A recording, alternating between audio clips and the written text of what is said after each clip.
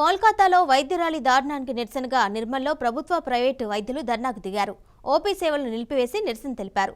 ప్రధాన వీధుల్లో ర్యాలీ నిర్వహించారు. బాధ్యులపై కఠిన చర్యలు తీసుకోవాలని డిమాండ్ చేశారు.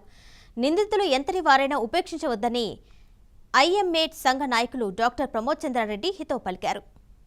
మనకంటే స్వాతంత్రం వెనుకొచ్చిన ఎన్నో దేశాలు మనకంటే సేఫ్టీ ఇండెక్స్లో చాలా చాలా చాలా ముందున్నాయి.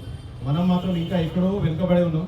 వాళ్ళిద్దరూ ప్రశ్నించిన ప్రశ్న సీదా అధికార యంత్రాంగానికి పాలిటిక్స్కి తగిలి అట్లీస్ట్ ఇప్పటి నుంచైనా మన judiciary, main problem is with judiciary, highly influential judiciary. మన కంట్రీలో ఉన్న జ్యుడిషియరీ అనేది పాలిటిక్స్కి, పవర్కి, పైసలకి అన్నిటికీ లొంగుతుంది. కాబట్టి ఇన్ని లొసగులున్నాయనే ఈ లొసుగులన్నింటినీ పెట్టుకునే ఈ కామాంధులు కావచ్చు, దుర్మార్గులు కావచ్చు, ఎవరైనా కావచ్చు, ఎందుకు ఇంత హ్యాపీగా నేరాలు చేసి తప్పించుకోగలుగుతున్నారంటే మన జ్యుడిషియరీ ఉన్న లొసుగుల వల్ల తప్పించుకోగలుగుతున్నారు.